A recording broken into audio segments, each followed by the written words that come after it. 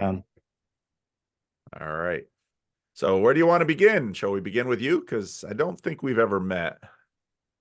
yeah, I don't think so. I've kind of commented in some of the live streams and stuff, but I don't think we've actually had a conversation like this before. Yeah, So I've seen your account, so I do pay attention to accounts.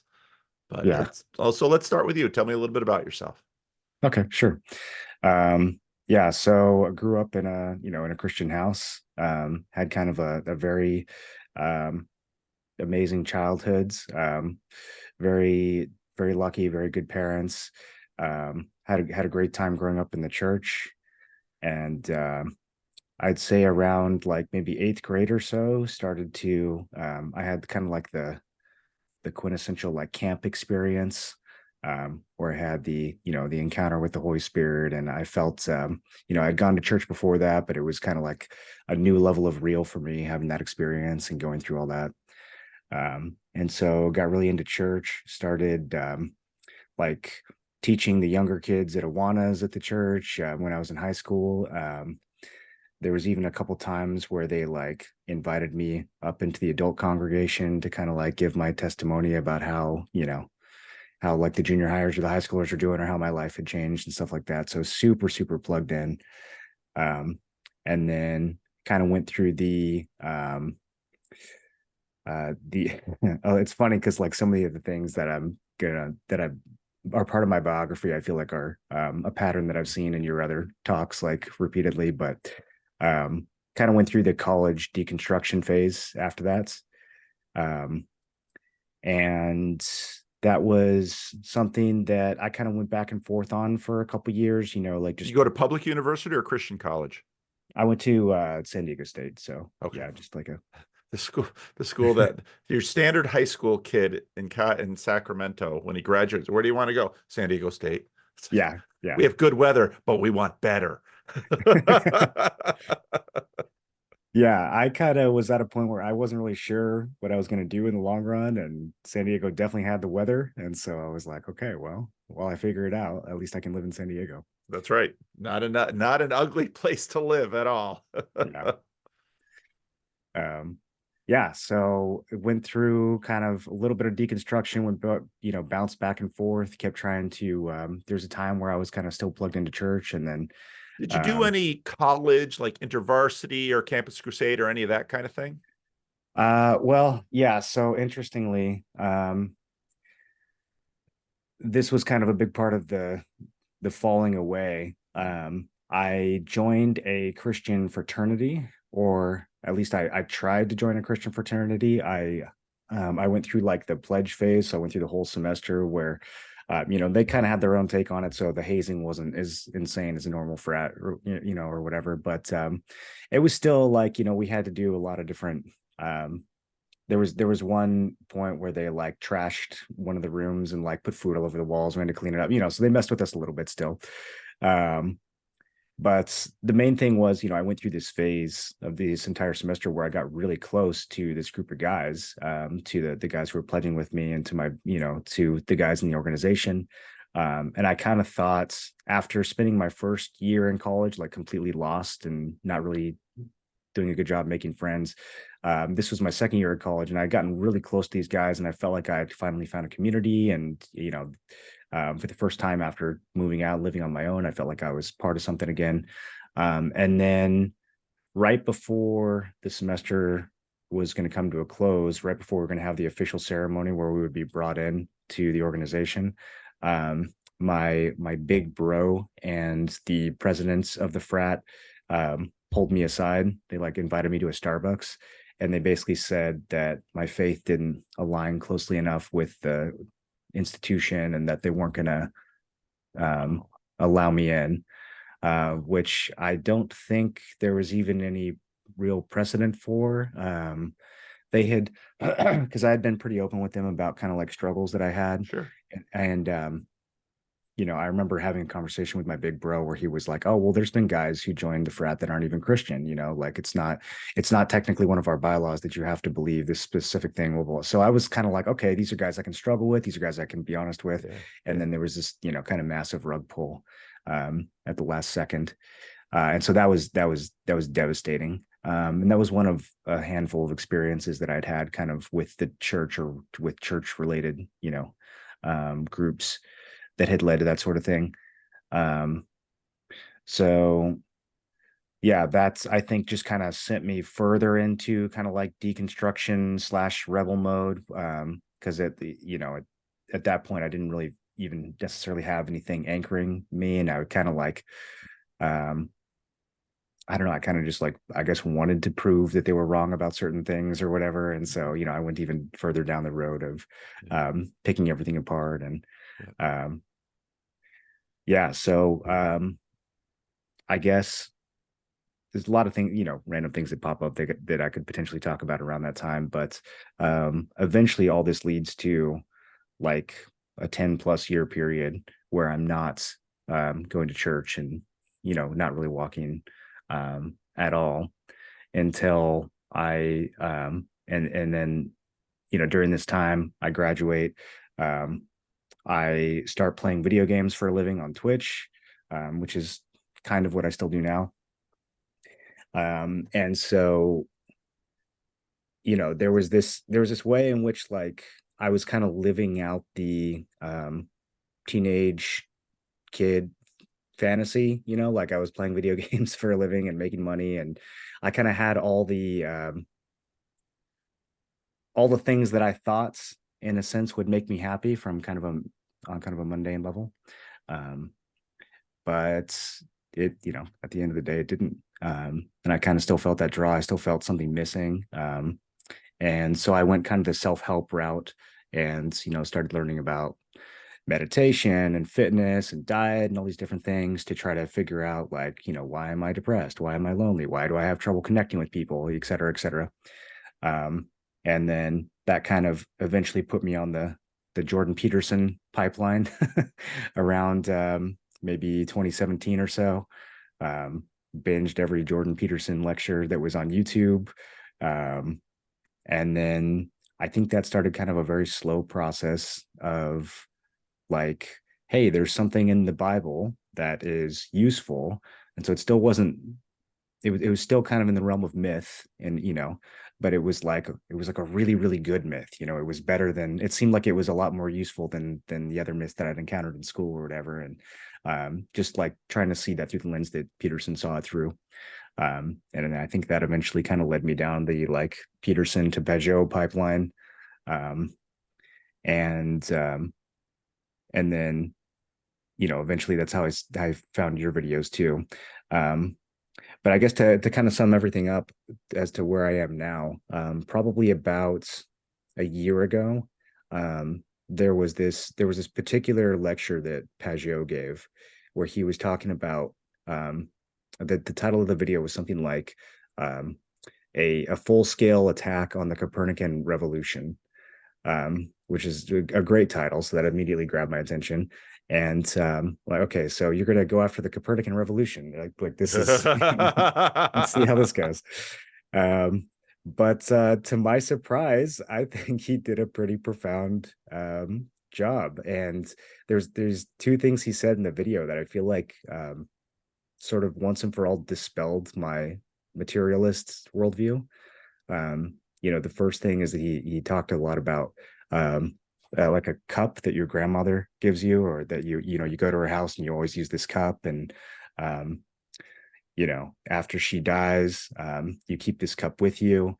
And if you took the cup into a lab, there's no amount of science or measurements, or there's nothing that people could do. There's no physical version of that you could.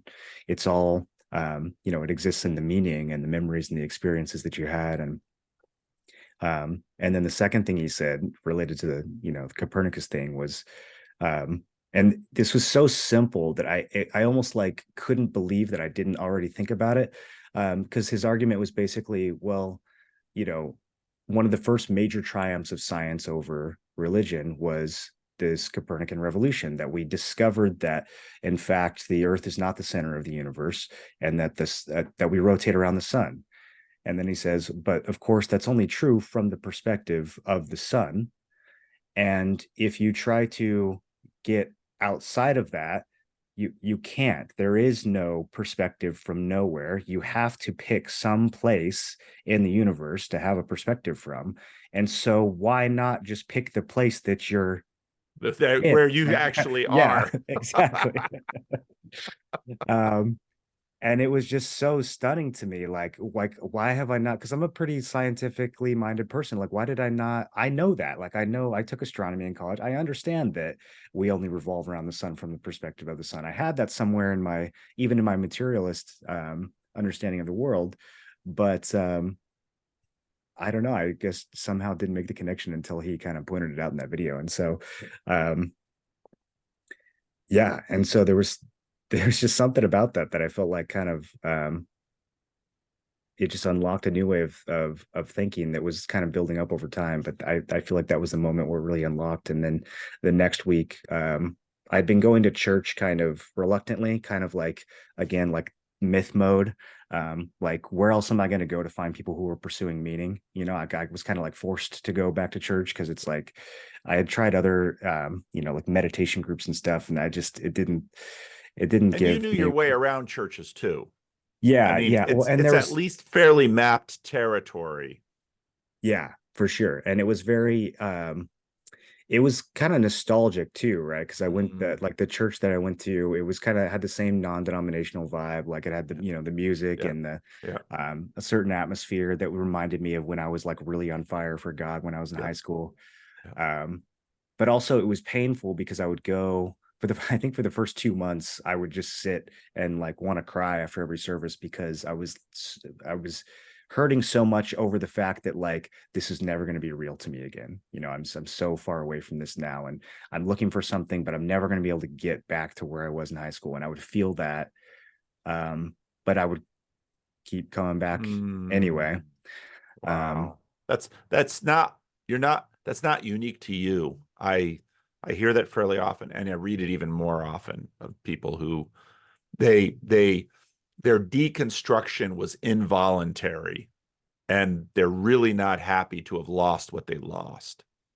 yeah, yeah. And there were conversations I would have with people, you know, where I would say things like, you know, if I could make myself believe this stuff again, I probably would, Yep. you know, but I just can't. Yep. Um, and but I do think to some degree a lot of that did have to do with kind of this like grip that the reductionalist, you know, physicalist worldview had on me, Yeah. because that was the lens that I was reading through the, you know, the Bible through and everything else. Yeah. um and so after many months of going to church kind of like because it was the best option among, you know, bad options essentially. Right. um I, after watching that Pajot video, I went to church the next week and we were taking communion, and I was holding the bread and the little, you know, Yeah. plastic grape juice thing, Yeah. Yeah. and it was, you know, there was something about, I always thought like the way they do communion in these big Protestant churches was so tacky, you know, Yeah. Yeah. Yeah.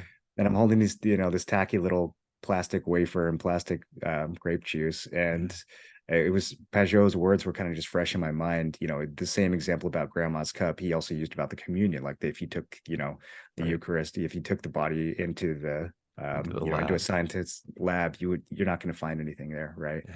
And it's like, I'm looking at these little pieces and suddenly I'm not looking at them as a plastic cup and a plastic wafer. I'm looking at this as um, the sacrificial love, you know, the act um, of death and forgiveness, and just all the meaning that the resurrection had to me when I was younger, and all of these things that I've been seeking since then. It kind of just all rushed into this mundane little object that I was holding. Um, and it was the most incredible thing. I just felt, you know, after 10 or 15 years away, I just suddenly felt like I was back again. Um, and Mm. I wish I could put that into words. I mean, Well, yeah, I uh, think you just did, but I know it doesn't fully capture how it feels Yeah. inside for you. But I think a lot of people are going to connect with that because, again, it happens. Yeah. Um, It's a blessed thing. yeah, it was incredible. Um, and then I think since then things have just been kind of stacking on top of that because Mm, there's still a lot of questions, mhm. or a lot of things that I'm trying to make sense of, and maybe maybe we can. That was kind of partially why I wanted to talk to you, because I feel like maybe you've thought about some of these things too. But there's been this sort of constant, I don't know, peace or stillness about like even things that are still confusing or things that I still can't quite um, believe the way that I did before. It's no longer like an angst that I have about it. It's more like, um, you know, I'm just okay with not knowing certain things. Other things I feel like are being revealed to me over time. Mhm. There's some things that I wonder, like, if as humanity we're kind of discovering certain things together that are new, and so those ideas are still emerging, and I get to be a part of that. And Yeah. um, so yeah, everything just has a different quality now. Um, and it's allowed me to connect with people at my church more easily too, because before I felt like I was constantly translating everything they were saying, right? Like they would talk about Christ in such literal ways, and I would kind of do the Peterson, take a step back and translate that into Jungian terms or something, right, to try to connect with them.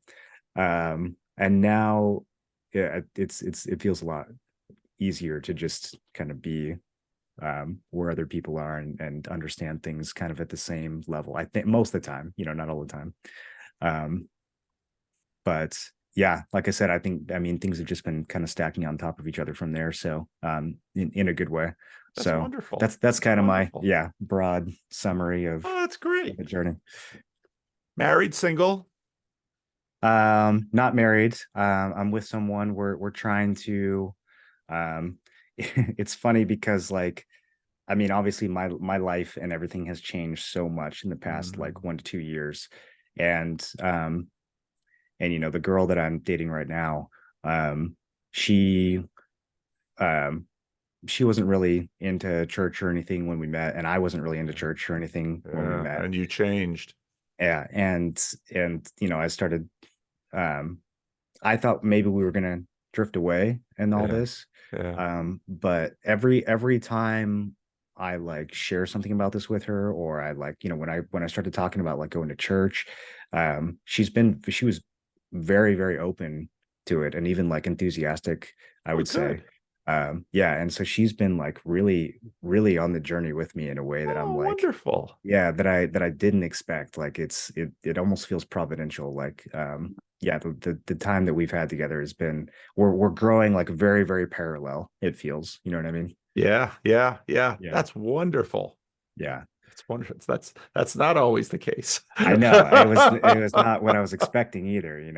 I tell her like I'm going to start changing certain things, and I'm not going to be doing this anymore. And it's like I Yeah. expected some, and she's been like, no, I see where you're coming from, and that makes sense. And I can see why people do that. And yeah, so it's been very cool to have her Oh, alongside me. wonderful. Wonderful. Well, Yeah. good. Well, this is just such it's just such I mean, sometimes you never know what you're going to get with a randos conversation. Sometimes it's hard. Sometimes people have lots of pain and lots of Yeah. distress, but this is a very happy story, and it's wonderful to hear. Yeah, it's funny too. Like it's crazy. It's only recent that it's been that way, right? Like if you had caught me at any other time in the past 15 years, even just yeah, even just the different, because I know like when I initially subscribed to the channel and became a supporter and was thinking about talking, like even just the end of last year compared to then when I was first like, hey, I should have a conversation with Paul, compared to now. Um, it's only been 4 or 5 months or something. And even in Yeah. that time period, I feel like things have changed, and so much of the struggles that I've had haven't necessarily gone away, but like I said, they just have that different quality now. Right. Right. Oh, good, So, good. So good to hear. So good to yeah, hear. Well, what else do you want to talk about? Everything's good. Usually people everything's are good. raring to talk when things are bad. Yeah. Um, well, so there's a couple things that kind of come to mind. And also, just part of why I wanted to talk to you was just to kind of say thanks for how instrumental you've been in part of this process. Because there's Peterson is good in a sense, and Peugeot is good in another sense, but um, I really found some of the deeper dives on specific things that you've been doing to be very, very helpful. And so yeah, there's still a few things that um I'm kind of struggling with in terms of just church and plugging in and trying to figure out um where I should be in the long run. Um and I your recent conversation with Brendan Dempsey Yep, comes to yep, mind. yep, So I haven't made it all the way through the second one yet, but the first conversation that you guys had, yep. um, there was some, I don't know if this got resolved in the second video or not, but there was some struggle over, when he was asking about the literal or the physical resurrection. Yeah, And um there was a way that you were responding that I think I kind of got what you were saying. But I think it would be frustrating for someone who like hasn't watched, Pajot, or hasn't kind of been in the yeah, corner, or hasn't been yeah, used to some of these things. Um, and I find myself, I'm online, and I have, um, a pretty decent sized platform on Twitch, and I've got a big Discord community. And so I find some of these conversations coming up.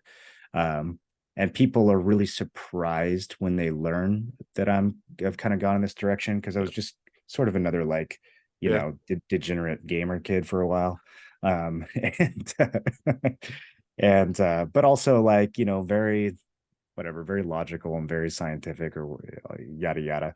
And so people are surprised when they hear that I'm going to church every Sunday, and they're surprised when they hear me talking about the Bible as if it's a source of wisdom rather than this thing to be scoffed at. Yeah. um, and I'm trying to improve the way that I communicate on some of those things. Yep. And I'm trying to figure out how to have these conversations with real hardline atheists in a way that is going to um, yeah, in a way that that I would hope to help people see things differently, the way that Pajot helped me see things differently. Yeah.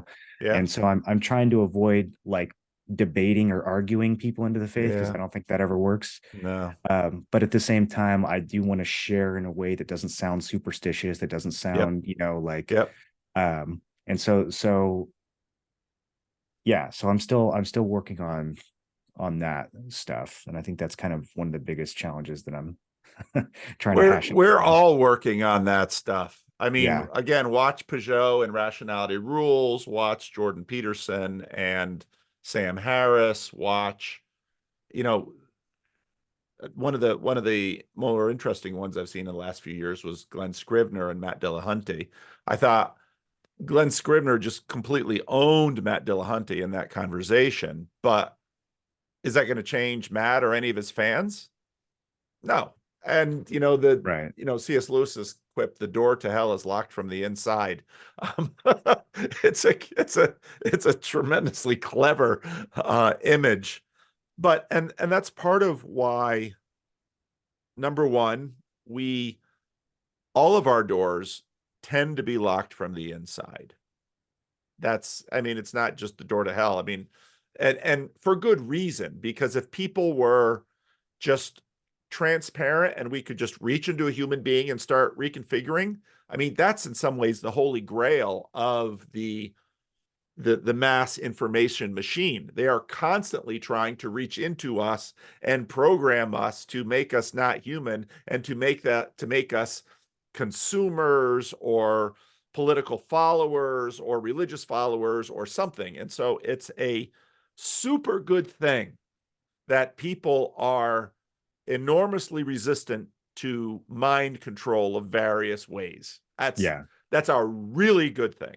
So begin there. And when someone is super resistant to your influence on an idea, part of what you can say is, God bless the fact that he gave us all really complicated locks all the way down. We are sort of like a medieval keep in that there's layer upon layer upon layer. Now, obviously, we are being programmed and we are being influenced, and all of that is happening, but it is nowhere near as direct as, say, those of us who would like to influence others for the sake of Christ and in the direction of Christ. It is far more complex than most of us would like it to be, but that is a good thing. And I think it is also built into Christianity what our mode is. Because, and again, look at Jesus. And Jesus is a very strange evangelist, and one might add, seemingly remarkably ineffective for being the Son of God. I mean, just think about that. I mean, on one hand, up in the Galilee, he has tens of thousands of people literally, and I think this is where the phrase comes, eating out of his hand. I mean, he is multiplying loaves and fishes, and they are Yeah. literally eating out of his hand. But he looks at the crowd and says, this isn't what I want. Because all you are doing is eating out of my hand. That's all Yeah. they are doing. And so, okay, so as Tom Holland says, the greatest short storyteller in all of human history. And he dies on a cross, abandoned by his inner circle. A combination of the imperial authorities and his own, the people of his own nation. And you would say, what kind of effectiveness is Jesus demonstrating? It is not seemingly Billy Graham-ish or pick your favorite apologist. But yet, a la again, Tom Holland, the most effective colonizer in all of world history, including Genghis Khan. Because although Genghis Khan's genetics are swimming around in 300 million people, much of the world, especially in the West, would not advocate that their children behave like Genghis Khan. Yeah. So that should be sort of the first thing that you kind of accept. And then, so once you take on Jesus' program and say, okay, I'm going to be an evangelist like Jesus, you already are deeply committed to the long game. And when I say the long game, I mean fruit that comes after your death. Yeah. Yeah. And I would continue that to also say, also look at the methods of Jesus. Jesus is navigating a culture war, a very hot culture war. I would say that culture wars are endemic in human history. Everyone almost always is navigating some kind of a culture war. Now, it's sort of been heightened and more visual by by all of our new tools now and tricks, these screens, these phones, these apps, all of these things. So it's very salient to us now, but it's always happening. Now, Jesus seems also, he weeps over Jerusalem. So he would very much like his nation to stop its suicidal trajectory towards the very predictable collapse that will happen between 66 and 70 AD and the destruction of the temple. So he weeps over Jerusalem. But again, he is playing a very long game. And so what he prioritizes with people is, of course, love. And we might hear that and we might equate love with nice. He can be nice. He can also be incredibly a pain in the neck. Yeah. Because people come up to him and they'll ask him a question and he will not give them anything like the kind of answer they want. including his disciples. And so it's so funny because sometimes in the Gospels, you see like the rich young ruler comes up to Jesus, and I can just imagine the disciples just watching because they've seen this dozens of times. This guy comes to Jesus, he's got a question, and they're like, what on earth is Jesus going to do with this guy? And he always surprises. Now, none of us are at that level. None of us are at that level. But the outlines for us to learn from are there. And it's also the case that, and myself included, we're in this weird new space where it's sort of like Jesus in that Jesus is dealing with a one to the many thing where his audience and crowd is massive and everybody is viewing Jesus through their own filters. And even Jesus doesn't seem to be able to immediately dispel that, no matter how good the parables, no matter how good the short stories. But Jesus is aware of those dynamics and interacts with them. And so it's, one might imagine that it would be easier to do this face-to-face, person-to-person. And in some ways it is. But in other ways it's harder because it's a lot easier to bullshit people over screens. Because Yeah.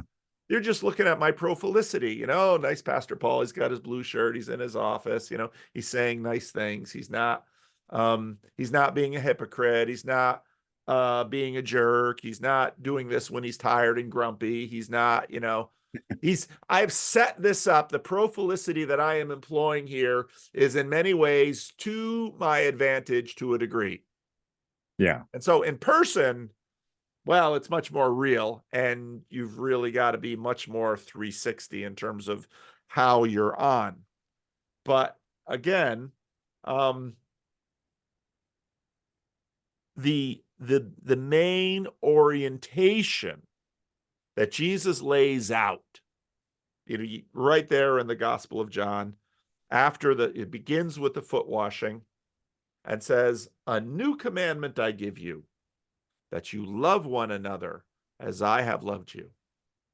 And I would say there's a lot you can learn, a lot you can teach, a lot of complexity. There's all that there. But right there is the foundation and the starting point of Christian evangelism. It is, you always have to ask the question, how can I best love this person in this moment? And you'll get lots of stuff wrong. You will do it wrong, and you'll fail at it usually for times that are more about you than are about them. But that is where to begin, and then you start figuring it out from there. Yeah. Yeah. And so it's tricky because, like you said, love isn't always just happy-go-lucky kind of being nice or telling people what they want to hear. Like sometimes love is a struggle too. Sometimes it's an argument, or it's like yeah, there's a friend right now that comes to mind who she's having a bit of an issue with addiction, and we will have these conversations, and it's clear that she sees some fruit in my life. She sees some things that are changed, and she'll ask me like, what's that about? And then but when I talk about church or anything like that, that's just a complete her that just shuts off the conversation immediately. Yep. And so there's on one hand where it's like, I want to, yeah, like, how do you be the most loving person in that conversation, right? Um do I continue being like kind of honest and direct about what's worked for me, or do I kind of like find ways to smuggle Christ in around the corner by renaming things and talking about like pattern instead of like do we talk about meaning and purpose instead of God and everything, like, because that's kind of how all this stuff made its way back to me, Yeah. like was through these more accessible kind of like secular language, and then eventually I feel like that sort of condensed its way down and inevitably led to a point where I'm like, oh, like we're just talking about, we're just talking about Christ here, like we're just talking about things that the Bible's been saying for a long time. But it's hard because if you start with the Bible, a lot of people are just like, well, that's why would I care about the Bible? Like that's responsible for all the wars in the world. And it's like, okay, well, And the Bible's a very difficult book. yeah, You know what I mean? My shelves are filled with some of the smartest people in the world who have devoted their entire life to understanding and rearticulating and studying and systematizing. And the project just continues and yeah, expands. One key is always listening. Most people will not tire of being heard. And that's a costly thing for the listener. yeah, But many people don't feel heard. They don't feel understood. And even when they are heard and understood, they still don't feel it. There's also, generally speaking, a lot of male female differences in this too. mm, And it isn't, men work differently from women and up and down the stack. yeah, And it's, it's not coincidental that in my audience, for example, I get to see the YouTube metrics. Many of my videos are 85, 90% viewed by men, to the degree that the account is logged in and that they've stipulated what gender they are, et cetera, et cetera. YouTube is a very male space. Women tend to have their own reasons for interest in church, interest in God. Women tend to read the Bible in ways differently from men. And so it's just a reality. It's not that the churches and the gospel don't do well with women. Christianity is there are more women in church than men, especially in Protestant churches, yeah. I could almost see that. always. So, but and again, another thing for me is the work of evangelism is finally the work of the Holy Spirit, which means you are not able, and in some ways, not really responsible for the souls of others. And that's helpful to know because, like I said, we're all of our levels of doors and floors have all different kinds of locks on them that have all grown up with us as we've gone. And you can't hope to do that. Now, it's also a matter of timing. I see as a pastor often that I remember once I was sitting with a guy in my office and it was just so abundantly clear. He was just asking to do something like pray the sinner's prayer. So it's like, okay, sounds great. And we do that. And that has happened very seldom in my ministry. But in that case, that was just where he was at. That's what he needed at that moment. Most of the time, what I spend most of my time doing is just listening to people. And of course, the psychologist figured this out. And they figured out that in many times, if people are given a good environment and some of the right kinds of resources around them, if they keep talking, they'll figure stuff out Yeah, and they will start to heal. And so it's not a bad strategy to create a space where people get to talk. And hopefully, if you create a really good space, I think this is part of my estuary project, not only where they get a chance to talk, but where there are incentives and rewards for listening. Because if talking is a key for healing, listening is a key for wisdom. yeah, And it all takes time with people. And just like your story, where why I could, there's not one Peugeot video that sort of turns switches for people. And I'll often have the case where I'll listen to Peugeot, even though I've been listening to him for years now. I'll listen to him say things and say, wow, I got it this time. And then when I think about it, he's been saying that all along. Yeah, Why yeah. did I get it now and I didn't get it then? So it's not just in the, I mean, we're these mechanical materialists all the way down even to the words. And so then we think that it's like these magic words. And our relationship with the words that are on the video is indeed transjective. And especially, part of what I've found in, I mean, YouTube isn't exactly Twitch, and, there are similarities and dissimilarities, but generally speaking, people are massively projecting upon the people on the screens. Mm. They they have a sense that they know me, and they certainly know some things about me, and they certainly know more about me than I know about them. But there's massive projection onto the screen. And this is the same thing that happens in romantic relationships. When you begin a romantic relationship, there's massive projection. And that's a good thing, because now suddenly natural inhibitions can be broken down and the two can make progress, et cetera, et cetera. However, the more interaction there is, the amount of projection to reality begins to go like this.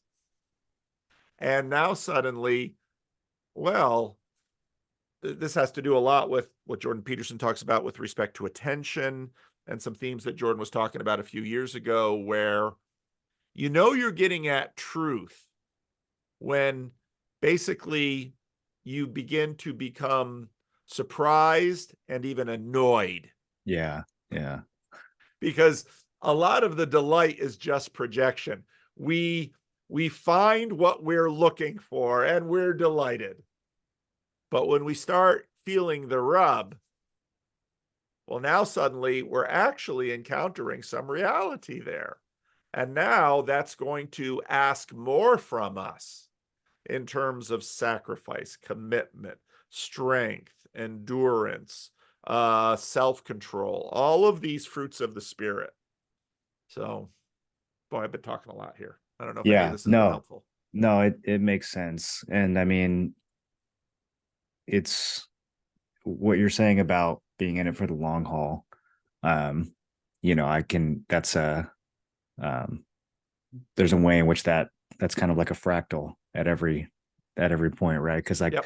I'm thinking about just like, um, it's not only will I not see the effects of what I'm doing here, or many of the effects that will happen after I'm gone, but even just like in a conversation with someone, many of the effects of that conversation will happen after the conversation is ended, after that interaction is gone, and many of it will be completely invisible to me. And um, it's funny, like part of the one of the things I've tried to do after rededicating my life to Christ was to reach out to people that I haven't talked to in 5 or 10 or 15 years and just say, hey, like, thank you for this conversation, or even this, argument or whatever that we had 10 years ago. Like, I know this might seem out of the blue, but there is a way in which all of those, I could see how all of those things over time kind of built up and allowed me to see things and experience things the way that I can now.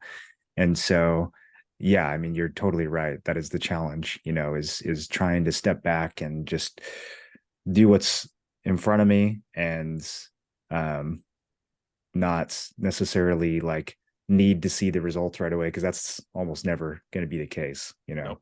Nope. That's hard though. That's a Yeah. hard practice to. Well, and part of it is we're conditioned. I mean, I'm really curious about your profession. I'm not a gamer. The only game I ever play with any regularity is Civilization 6. It's a rather slow game, and I'm not particularly great at it, but I enjoy playing it with my sons.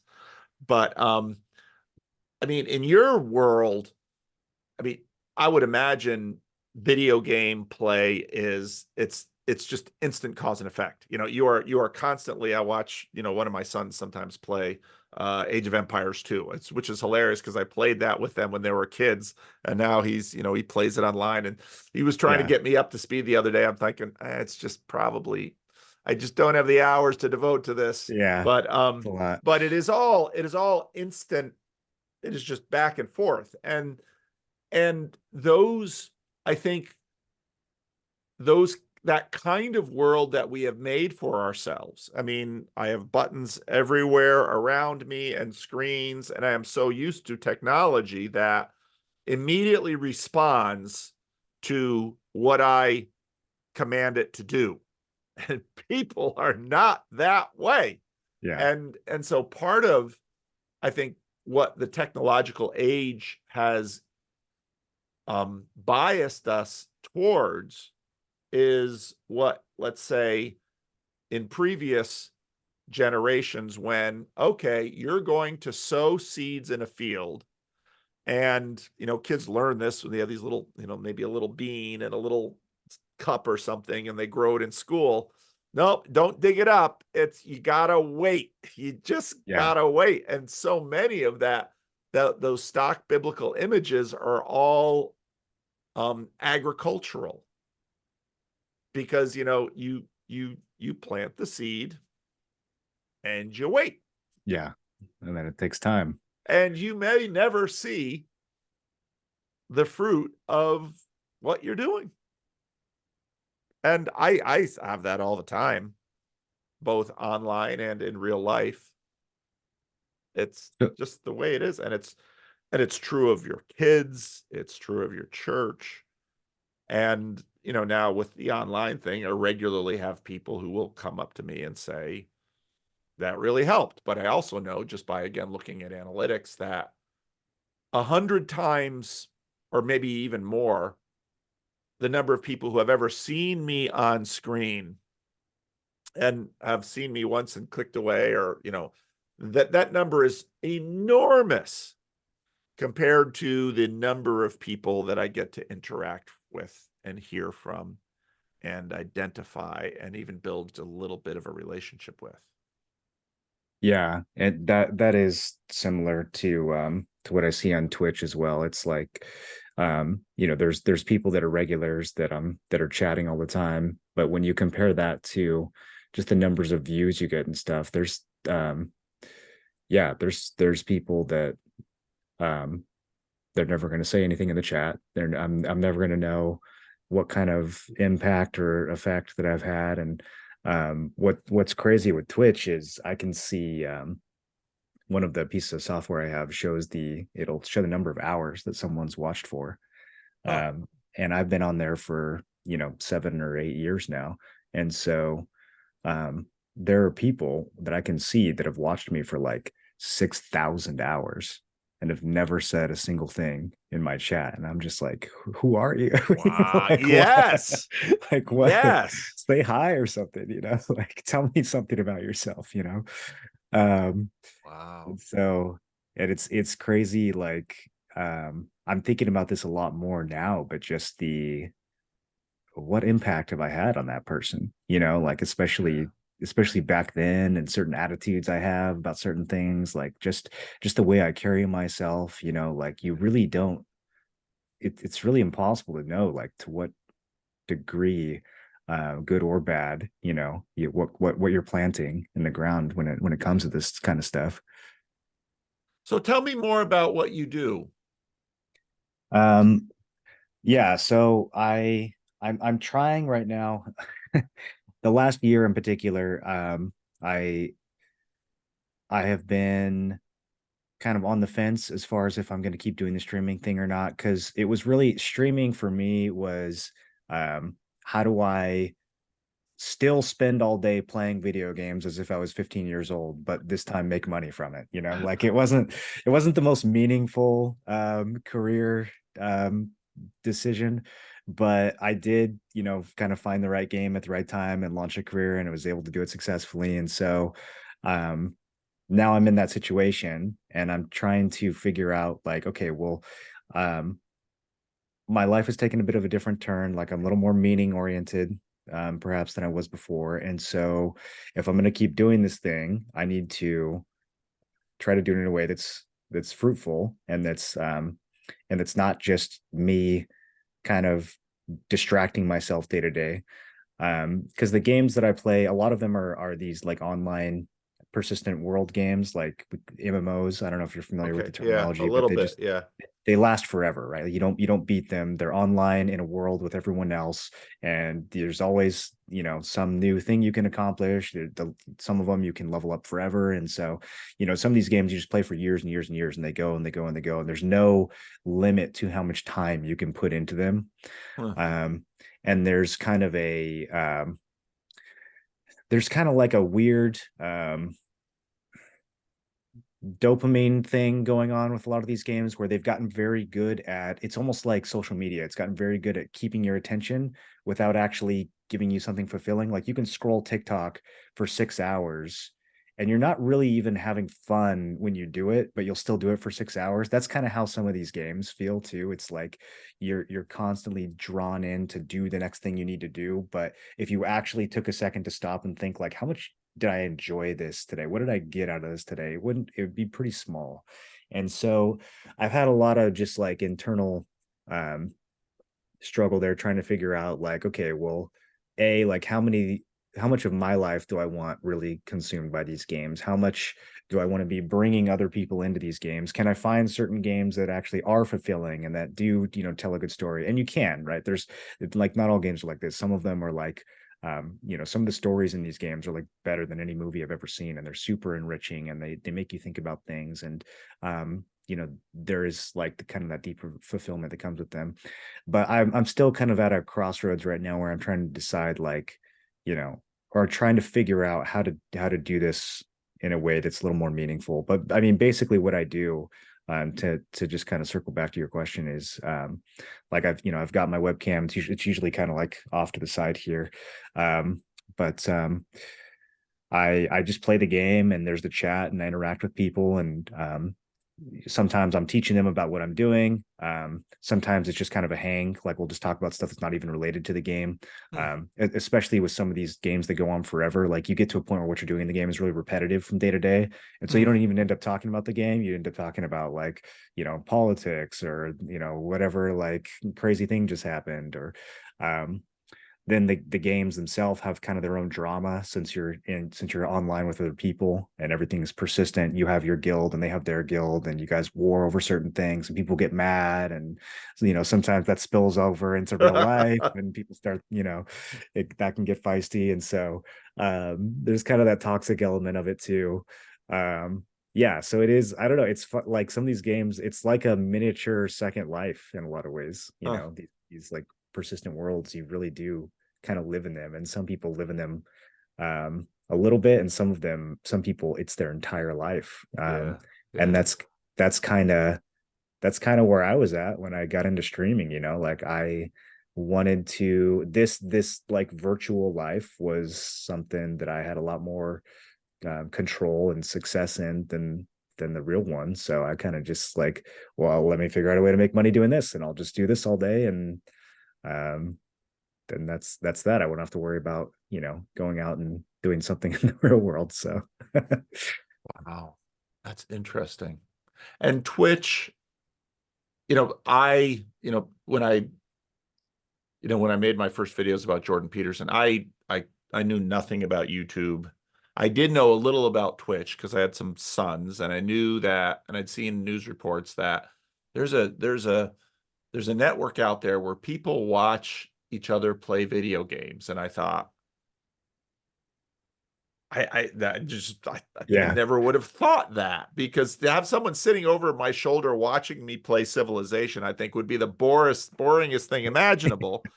And then, but it's funny because every now and then my son will throw up on the TV one of these YouTubes of these guys who watch like these championship level Yeah. Age of Empires games go, and I'm watching that. I'm just thinking, this is fascinating. His fiance, she'll roll her eyes when he does this, and Yeah. he never gets to do it for very long because the rest of us we're not as interested in that, and he is. But I can understand it better now. I can sort of get it, but it's a when I thought, well, I could, if people will watch each other watch video games, I think these Jordan Peterson videos are more engaging. So I wonder if people would watch people watch a video. And yeah, so sure enough, they do. And Yeah. and so then that of course led to all kinds of other things which have happened. But it's a fascinating thing. And I'm just always fascinated by human community and how it develops and how it shapes and what it forms. And of course the video game thing is very, very recent. So it's it's hard to know. It's hard to know. And hmm, hmm. Yeah, it's funny too, like because it's hard to know sometimes why you're even successful or unsuccessful on Twitch. Yeah. Like Yeah, you'll that's watch. really hard to know because I often think I have no idea. I mean, I don't see myself as terribly successful, but I'm shocked at the degree that I have been to whatever degree successful.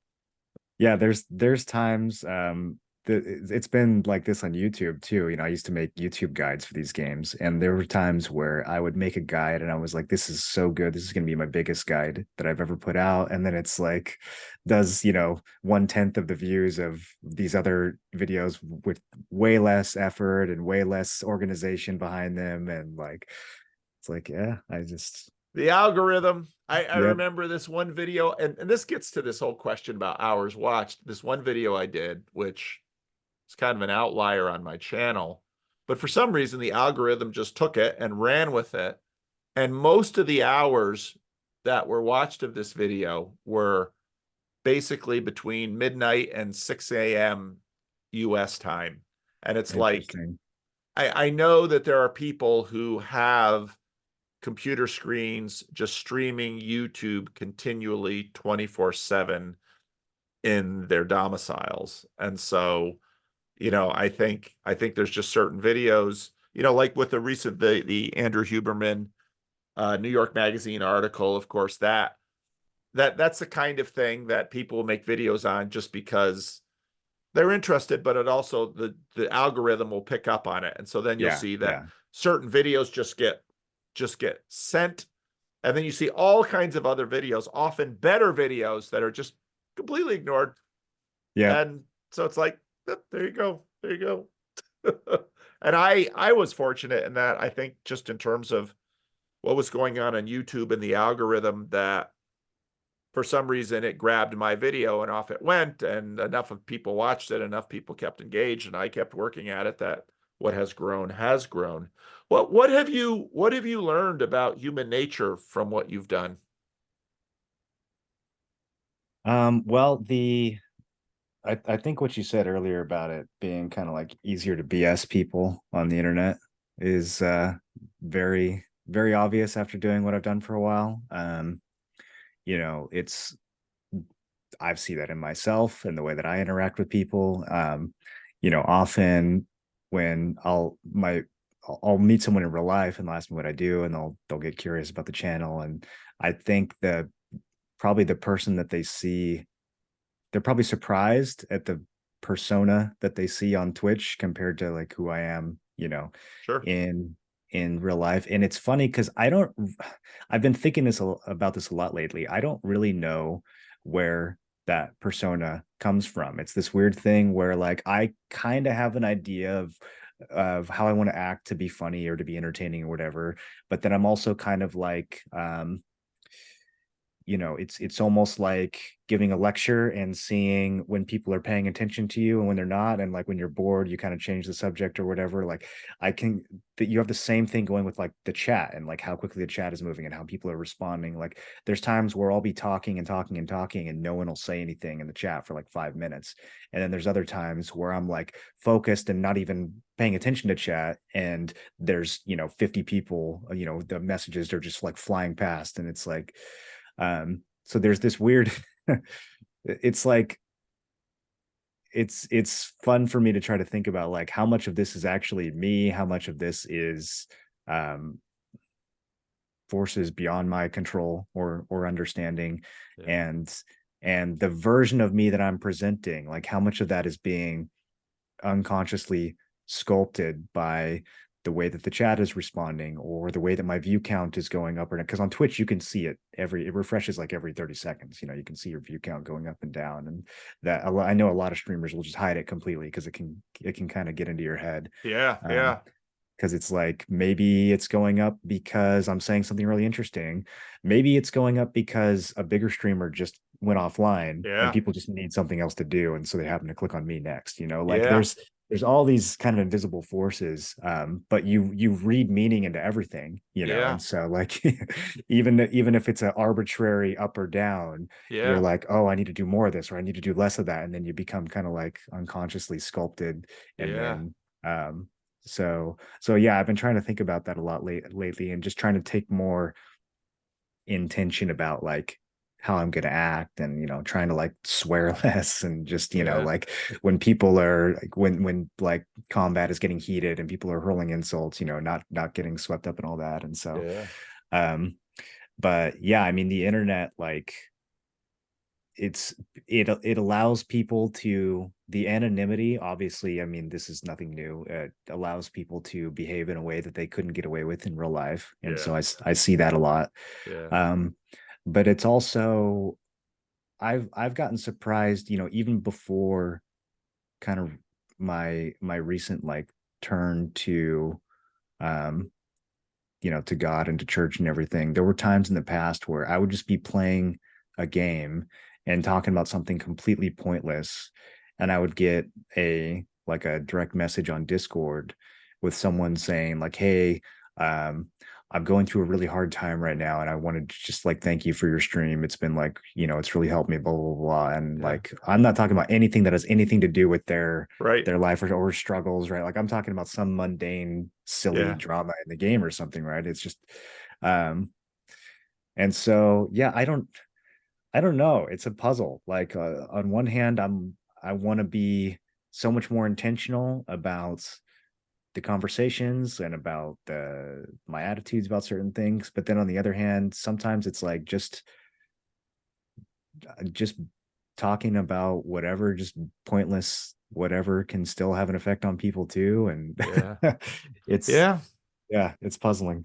Well, I think there's so much loneliness out there, and I think YouTube, Twitch. I was just reading in this Atlantic piece about. It's a very interesting article I mentioned in the probably the video I released today. Read a little bit from it. It was an atheist who was basically, used to be on the side of, yay, churches are closing because that'll mean less Republicans or whatever he was doing. And then but then he began to note that especially among young people,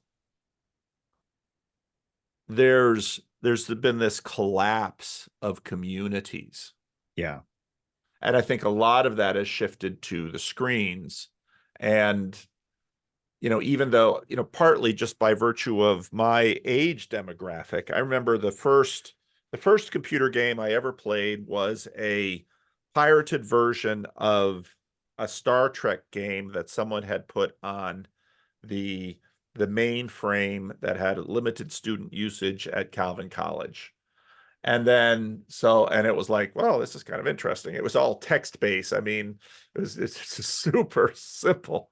And then and then the next computer game I sort of had any awareness of or bought myself is after I graduated from seminary, I bought a computer and SimCity. And I was playing SimCity, and that was kind of a fun little game. You'd yeah, make a little district and little houses would pop up, and I thought, well, that's kind of pretty cool. But this computer game world, I especially when I came back to North America, it was like, this is massive. This is massive. And you think that when you calculate the number of individual human beings and the hours that they are giving to this, where else would those hours go if this whole reality didn't exist?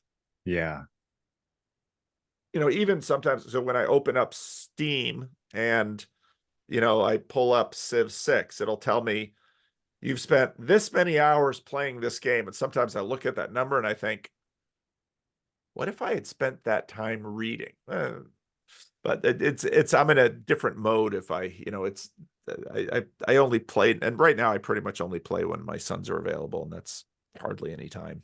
But Yeah. it's and then I think, and then this thing was talking about the loss of church institutions, and while church is going down, loneliness is going up. And if you're in a church, it's like, of course, because yeah, churches, real people and real relationships are more demanding of us, but they're also more gratifying and satisfying, and they're building us up and they're building communities. And so I'm not at all surprised that there are a lot of lonely people out there. And the same goes for my channel to a degree, that they're just happy to have a familiar voice doing a familiar thing that is not costly to them or antagonizing towards them. It's the same reason why, for years, if you go and visit an elderly person and the television is on all the time or the Mm, radio, they yeah. just want to hear another human voice. Yeah, I think this kind of sank in for me a few years back when the whole eating video phenomenon took off, where people get millions of views just sitting there eating food. And I I think didn't it even was, know about this. yeah, I think it was really big in like Korea and in other Eastern cultures, because they were just so used to, you know, eating as a family or whatever. And then as their cultures have fragmented, now they're all in their one bedroom apartments eating by themselves. And so they will watch a video of someone eating and they will eat, with a video of someone eating. And that's kind of like, and I remember reading or seeing the views. I mean, some of these videos have like 5 million views, and it's like, okay, that's definitely part of what, it definitely informed my stream a little bit, where it's like, yeah, there's definitely the high level competitive stuff, like what your son is, like this guy's so skilled, and that's almost like watching sports, right? Like, Yes, yes. but then there's another element to it where it's like, it's exactly what you described. It's just this loneliness, and it's this substitute. It's like this low risk Yeah. substitute for the real thing. Yeah. I didn't even know about so my sister also has a YouTube channel. And so I've learned a lot about female YouTube through her, because my wife never watched any YouTube. And then a couple of years ago, she starts watching these declutter videos. And it's like, well, this is interesting. And, she's decluttering the house. And then my sister, I have a cousin who she cleans houses for a living. And my sister was saying, yeah, there's a whole YouTube genre of clean with me. And so there are many, often women, housewives, who they get inspired to clean their house by they're cleaning their house while a YouTuber is cleaning their house. And I think that's got to be like deep circuitry in us, Yeah. Well, because so the next we're step of doing that, things together. yeah, well, so the next step of that has got to be some sort of AI thing, right? Where like you can have you could have like a robot at your house that'll clean with you and talk to you. You know what I mean? Like I feel like the Yes. YouTube video is eventually going to be more and more of this like embodied thing, and we might not even have other people doing it. We might just have, we might just have the machine coming up with the content and the words, and so that's kind of spooky to think about. So Jordan Hall just did a conversation. I can't remember the guy's name. I talked to him a few years ago. He's got this little radio program in Florida. He's got a little YouTube channel. Jordan Hall just talked to him, and Jordan Hall was talking about these dynamics psychologically, because of course Jordan Hall was in the Silicon Valley development cycle until he basically sold his company and retired at a young age. But he was talking, I'm going to have to watch that again and get that down, what he was saying, because he was talking exactly about this, that at one level now, the way our interaction is on Twitch and YouTube is one thing.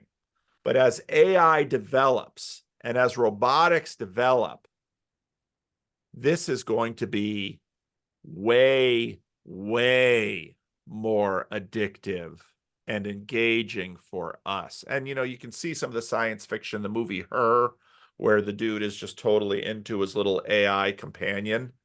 But, as robotics improves, as AI improves, when you're having interaction with a human being, again, because of all of those locks inside, that human being, to one degree or another, is looking out for their own self-interest. Because the robot doesn't really have a self. This is part of the reason why dogs can be man's best friend. The dog that I'm training is right down here napping, and this is our this is by far the best trained dog we've ever had, because we've been getting dog training as we've been training this dog, and this dog has been bred multiple generations to become a service animal, a professional service animal. So this dog, if this dog passes, when this dog is fully trained, it is going to be a remarkable dog, and it is already a remarkable dog. The things I can do with this dog, I'm just amazed at what this dog can do with me.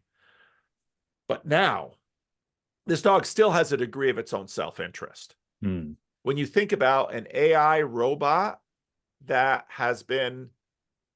they've learned everything they've learned by making these addictive video games, and now they're going to take all of that and turn it into a higher level of in terms of the machine learning. It's going to not just say this bell curve and human beings find this kind of reward structure highly addictive. That's powerful. More powerful is, this is what really has Paul Vanderklay's number. And the more time I spend with it, the more it learns me and adapts to, that's like, think about that with heroin. If every time you took heroin or cocaine, you didn't get diminishing rewards, but increasing rewards. Yeah. It's very spooky. The YouTube algorithm already, if I just click the refresh page, YouTube already has enough content that I could watch it 24 hours a day and never be bored, right? And every once in a while, when I hit refresh, there's a video that'll pop up that is so interesting to me that I'll like stop what I'm working on and like, oh, I got to watch this, or I got to see what this is about.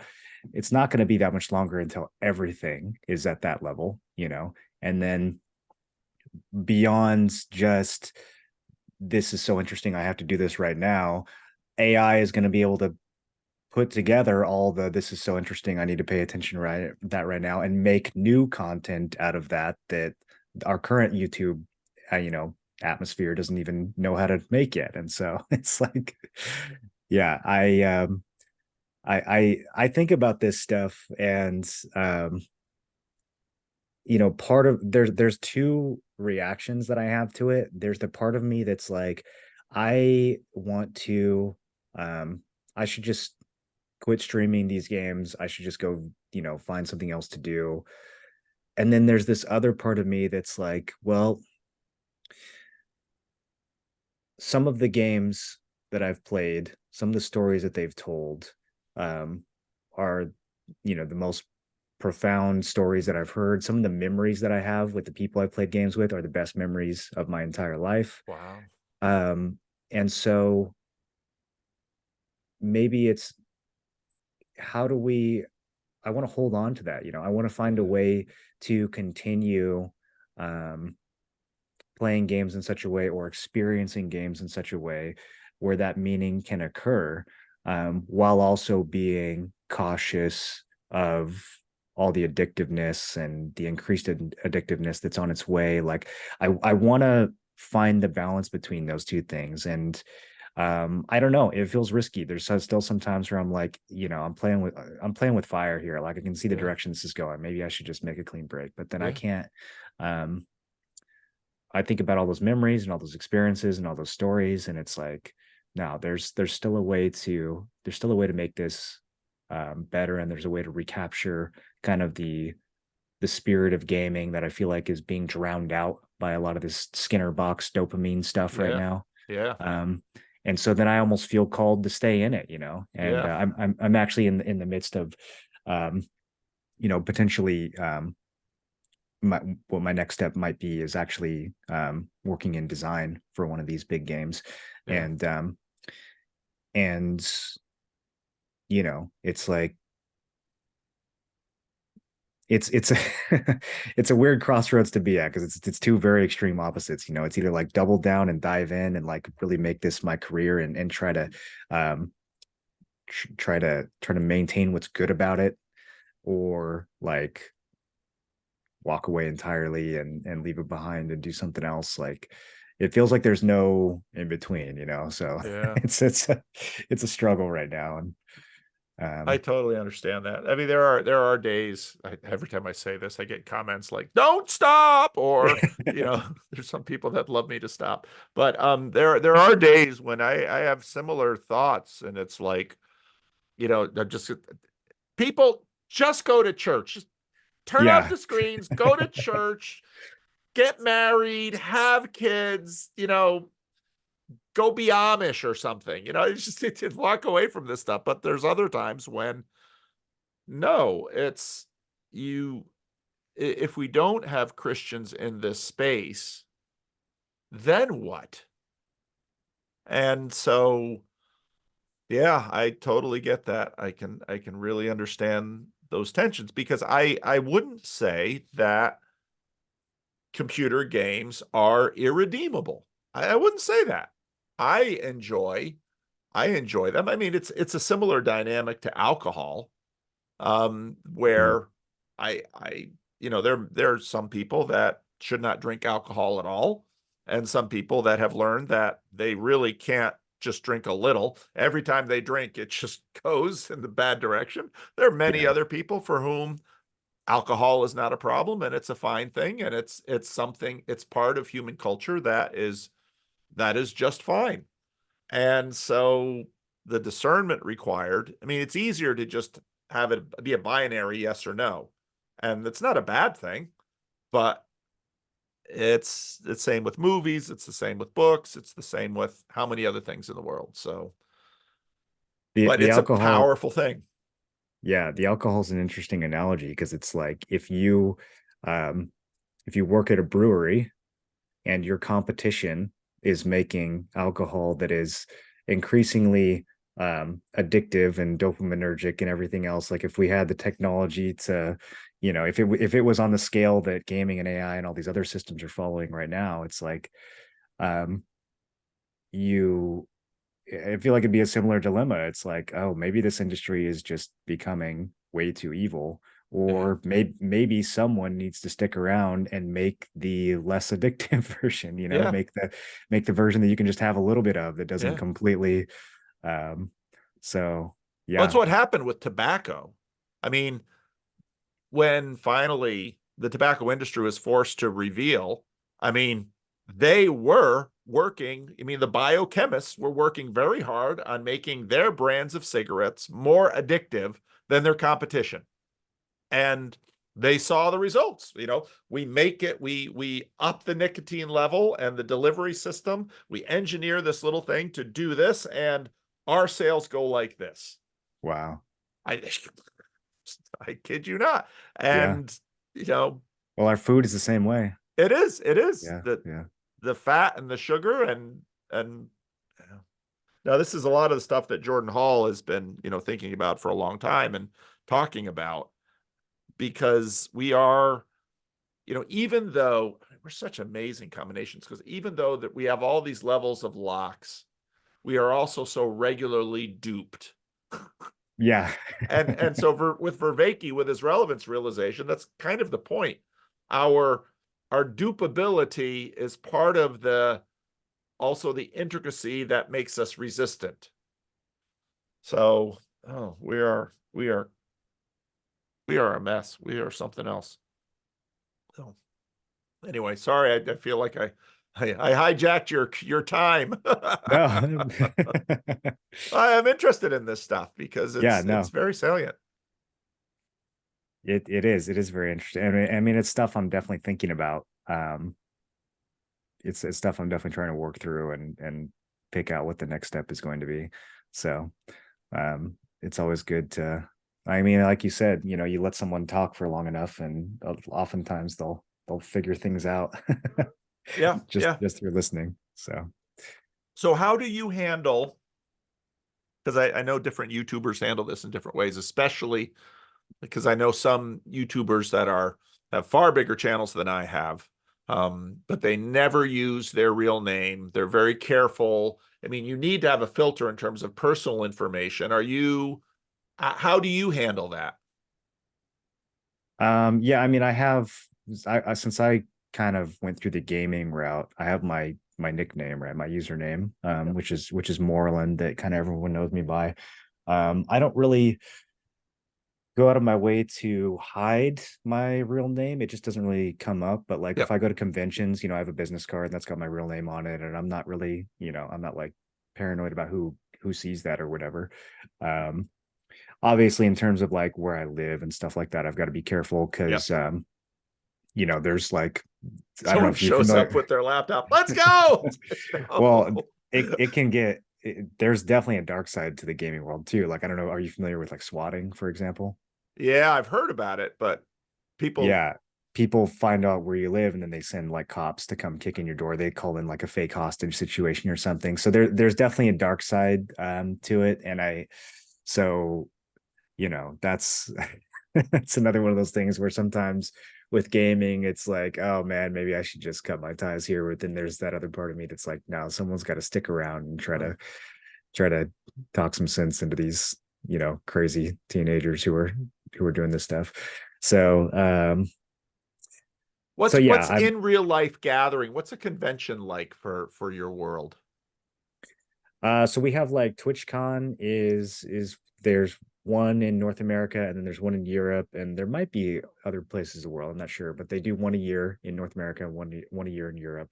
And it's pretty big. I mean, tens of thousands of people that show up. And it's kind of like it's funny because in the early days, you know, you'd have your attendee badge, and then you'd have your partner badge if you were a Twitch partner. And back in, you know, like 2016 Twitch, if you were a partner, that was like, you know, very big symbol of status. Nowadays I think they've kind of opened it up, and I think there's like, you know, a million people that are partners or something. But you would go to the convention, and if you had that badge that said partner on it, people would, you know, all the people that had the booths and stuff would be like, whoa, I need to talk to this person, you know.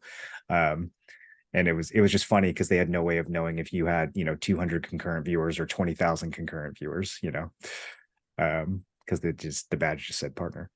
um but yeah, I mean, it's interesting because I would show up to TwitchCon kind of expecting to be around a bunch of like awkward, you know, nerds and stuff. And there's a little bit of that, but for the most part, you know, it's just a bunch of kind of, you know, somewhat dorky regular guys and gals, you know. Some of them have their outfits or whatever. They might be dressed like a character from their favorite game. But yeah, it's very like easy to make friends, I would say, in Huh, that environment. Like interesting.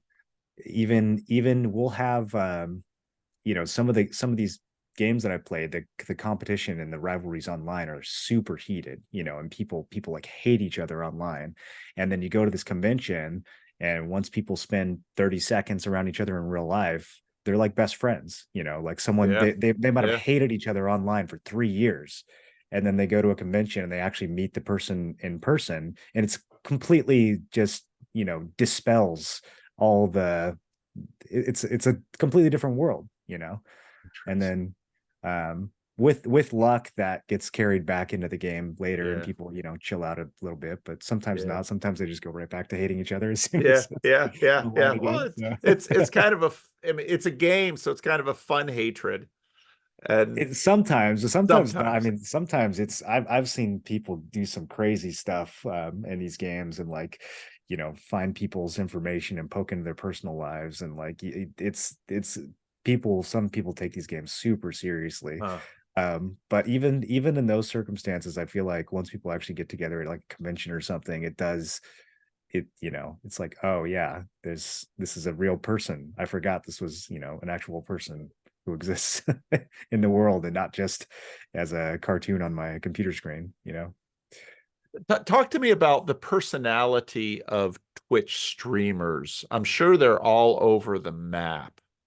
But it's because you said, some you're playing these games and sometimes the games are repetitive, and so you'll just be talking about whatever. So I would imagine, just as on YouTube, that different personalities are going to attract different audiences and different responses. And I would imagine that there's also just a diversity of personalities, and so then there are a diversity of reputations and sort of stock characters that sort of level up and develop in that world as well. Is that the way it goes? Yeah. I mean, there's some people, I would say a lot of the bigger streams tend to be people that are very like high energy and rambunctious and, that are getting into trouble and, kind of just the drama and the intensity. People definitely like that kind of personality. Yeah. There's a pretty significant Adderall problem, I would Oh. say, with a lot of big streamers because it just, it's kind of like the performance enhancing drug of the gaming world. It helps you focus. It kind of cracks you out a little bit. It gets you alert and gets you a little energized and a little irritable and all the stuff that people like to watch. And allows you to stay in that mode for 8 hours straight. And be really Huh. dialed in because it's so exhausting. I mean, like I'm pretty entertaining for, I would say, about the first 3 hours of every stream, and then if I want to go 6, 7, 8 hours, it's like how much caffeine is that going to take? How many 5-minute breaks, can I have to reset or, do a couple jumping jacks or something to, like wake myself back up. And so there's definitely, some people that are using substances to help with that. Um, but the feedback I get, interestingly, is that the people who watch me seem to like the fact that I'm not super rambunctious and not Yeah. super over the top because Yeah. they're Yeah. like, hey, like I like this stream, like this is really chill. Yeah. And so I think it's definitely like everyone's got their own thing that they're looking for. Yeah. How's the male female dynamic? Because my sister's a pretty public person. I mean, she's a little older than I am, and so she actually wants to make money on YouTube, and for me, it's like, yeah, this is not my career. I don't. This doesn't. If I had to live off what I make on YouTube, I couldn't afford to be on YouTube. Yeah. But it's always like, well, a lot of the women that go viral are very attractive. And of course, there's hot and there's cute and there's all this different thing. How does that work on Twitch? I mean, Oh because I've, yeah. I've noticed With that in some cases I've seen very attractive women on YouTube and they go nowhere. So it isn't just the fact that it's sort of a straight curve like Zuckerberg curve of hot or not hot. There's right. personality and all that. So how does that go on Twitch? Because I would imagine that gaming is, I'd say, mostly men, maybe 70% men, because I know a fair amount of girls who play. So how does the sex thing go on Twitch with Yeah, it gaming? it it depends on the genre, like Age of Empires 2 is probably like 95% guys, right? Yeah. But there are other games where it's like 50-50. And so it kind of depends on the genre that you're in. But yeah, I mean, your attractiveness, whether you're male or female, is definitely going to help. I think it's the initial hook in a lot of ways because Yeah. you'll be on Twitch and you'll see a preview of 10 different streams and you'll see the webcam in most of them, and so you'll see the person's face. And if you don't know any of these people, you're probably just going to click on whoever stands out to you the most. And that might be something that's happening on their screen. It might just be their face, you Yeah. might just, that's good. Yeah. And so I think it works as an initial hook, but you're right. It's not enough. You can't just be attractive and then expect to become, super famous. You still have to you have to have some personality. You might not have to have as much personality as someone else, but you still gotta, you still gotta have something for people to keep watching. So Interesting. Yeah, because I also noticed that, YouTube, especially with Randos conversation. So a lot of the women, rightly, with respect to YouTube, are more cautious, as well they should be, because the dynamics certainly are different. So, but I would imagine that there are very high profile, successful Twitch women out there. And, when I look at, say, some of my nieces who play computer games, I mean, they tend to be playing different games than my sons or my nephews. So, there's definitely a male female difference in gaming too. So, Yeah. that's Well, and interesting.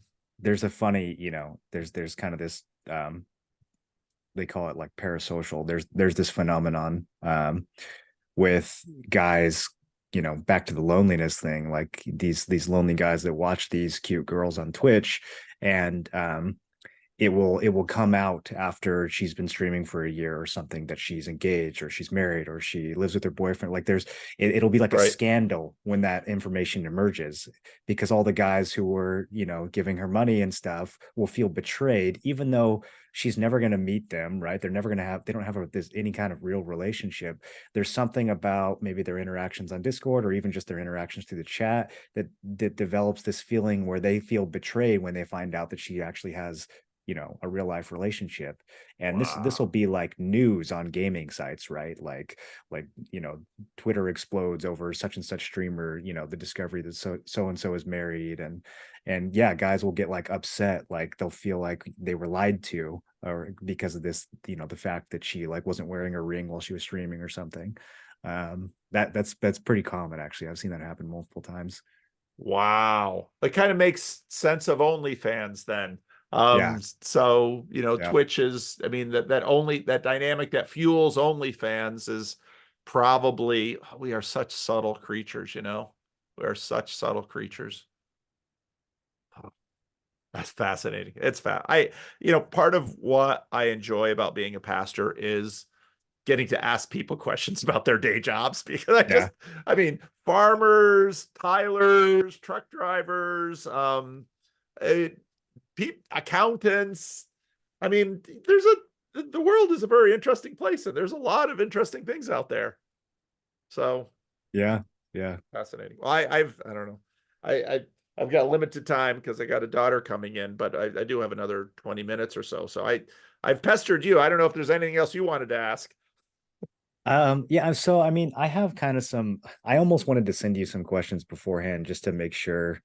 Um, like I have some things that I would love to talk about in terms of um just theology and stuff like that. But I also, some of it might be a little controversial. So I didn't want to, Yeah, I never I don't talk know. about anything controversial on my channel. I'm afraid of controversy. I run a very safe YouTube channel here. Well, I'll see, in some of your videos, you'll be like, oh, I'm gonna, this is gonna get me in trouble, but blah, blah, blah. So I don't know that I want to necessarily get you in too much I'll be trouble, the but I judge of do what have gets some. me in trouble. It's Okay, probably hard for fair you to enough. guess.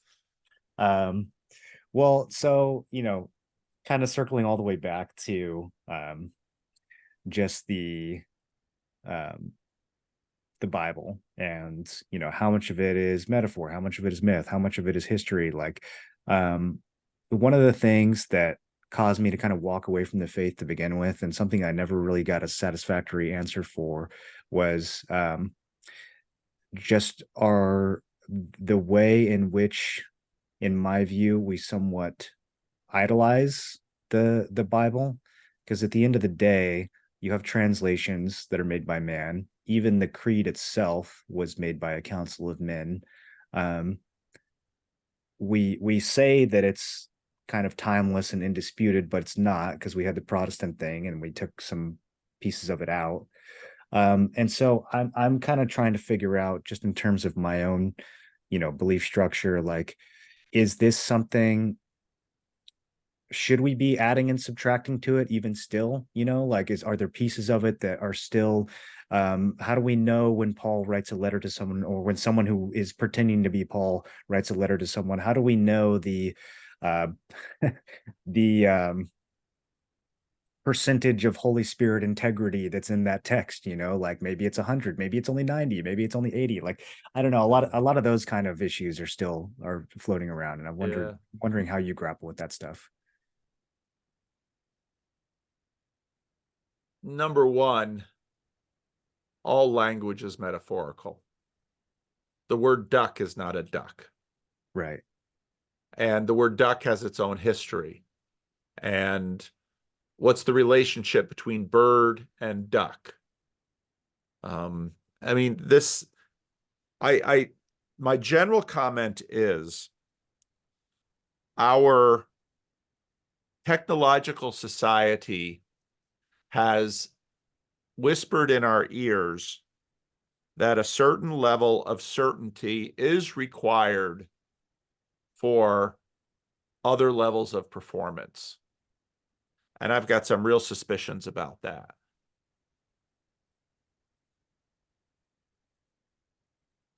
C.S. Lewis notes that